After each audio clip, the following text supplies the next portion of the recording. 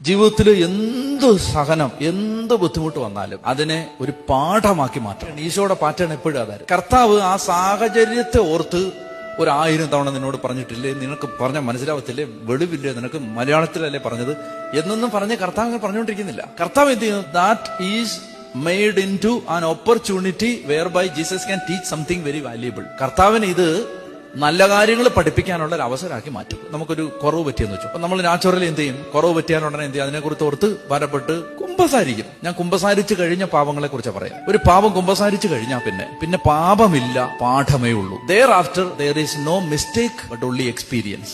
പാഠം, ഉള്ളി ലെസൺ, പാഠമുണ്ട്. ജീവിതത്തിൽ സംഭവിച്ച അബദ്ധങ്ങളെല്ലാം കുമ്പസാരത്തിന് ശേഷം പാപമല്ല, പാഠമാണ്. അപ്പൊ അത് ഈശോയുടെ രീതിയാണത്.